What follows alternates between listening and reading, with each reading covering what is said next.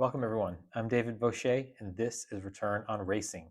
Return on Racing is powered by Vaucher Analytics, which helps race teams and drivers drive efficiencies off track so they can fuel success on track. Return on Racing is also brought to you by the Motorsport Sponsorship Accelerator, the most cutting-edge resource out there to learn how to find, grow, and maintain long-term sponsorship relationships. If you want to find out more, navigate to the Vaucher Analytics webpage at www.vaucheranalytics.com and use the navigation link at the top right hand of the screen. That was a tough one to get through. I am almost out of breath because there is huge news coming out of the motorsports world today. This was not an episode I had intended to record, but this is just such a potentially huge development. I had to get my thoughts out. I usually stick to commenting on confirmed news stories rather than rumors, but I'll make an exception on this day, August 25th, 2025, because of, as I said, just how seismic this could potentially be. The story of Alex Palou perhaps taking the second Red Bull seat to join Max Verstappen is exceptional. But what I find more compelling is that it sits right at the heart of a dynamic that I've written about often. The lackluster performance of IndyCar relative to the juggernaut that F1 has become. So I'm not going to bury the lead here. I'm going to make the case that IndyCar, Fox, and Penske Entertainment, Roger Penske, everyone that has any decision-making and spending ability with IndyCar should pay for Alex Palou's rumored Red Bull Formula One seat.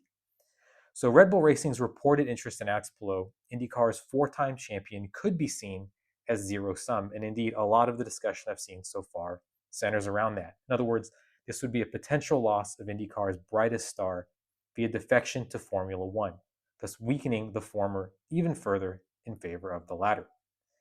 The contract situation is really messy. Alex Palou is locked into Chip Ganassi Racing through 2026, though there is an out clause which would allow him to leave a year earlier.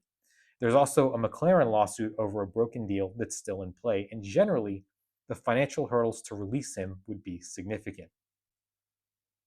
But let's step back and think big, on a scale as big and crazy as the possibility of Max Verstappen and Alex Palou sharing a team. It is so crazy that we just have to think big to match that.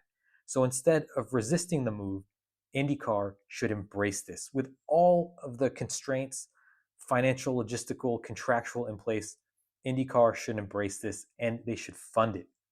If Penske and Fox, with their resources and ownership stakes, backed Palou into a Red Bull seat, the series would gain a global ambassador in the one place where motorsport attention is basically guaranteed.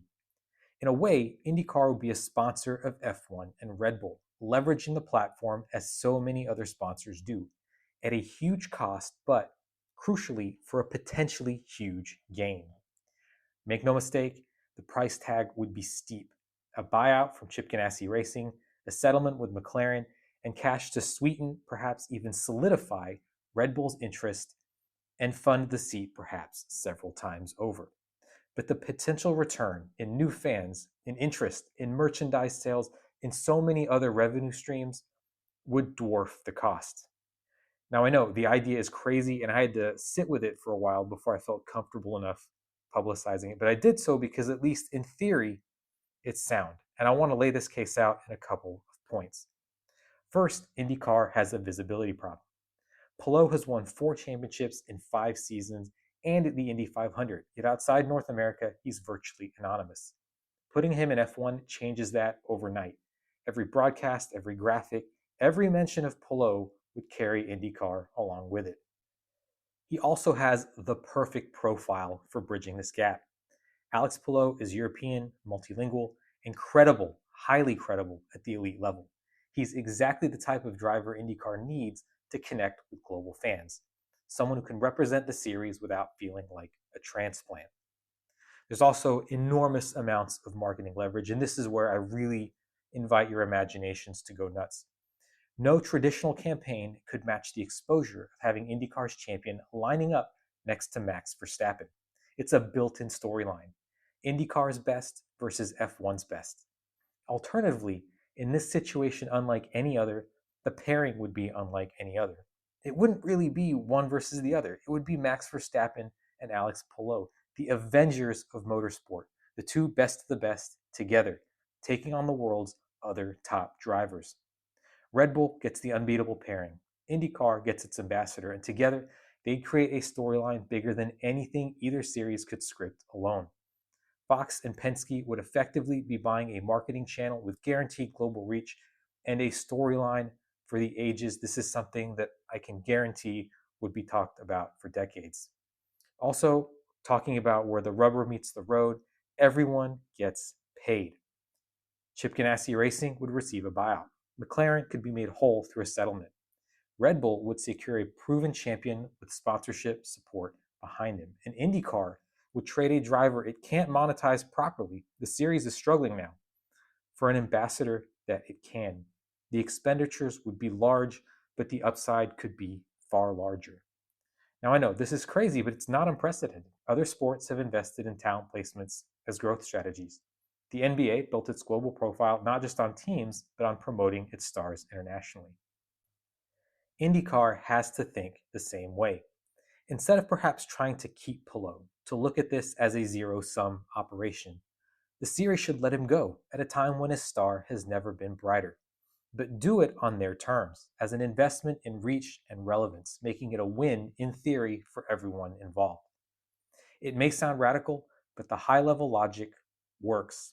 Spend tens of millions to back Palou's Red Bull seat, reap hundreds of millions in long-term exposure, sponsorship alignment, and international credibility.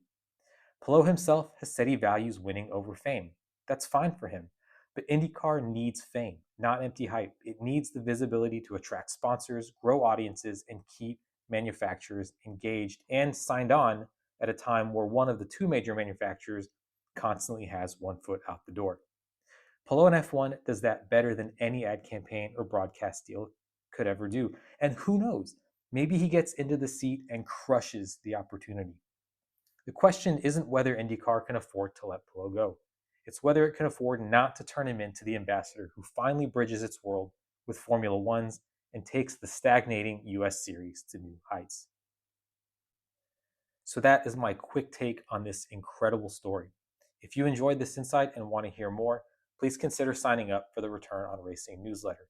This is a newsletter that's delivered to you every week, right to your inbox in less than 500 words. And the idea is to give you insights like this one that you can use immediately in your own motorsports day-to-day operations. If you're interested in signing up, either navigate to the Voce Analytics website or I'll post the link directly in the show notes. I want to thank you for joining me on this special episode of Return on Racing. Even if nothing comes of this, it's still been a lot of fun to imagine where things might go. And I really look forward to hearing from you on your thoughts and seeing you on the next episode of Return on Racing. And perhaps this is a story that's actually materialized. With that, thanks so much again for your time, and I look forward to catching you on the next episode of the show.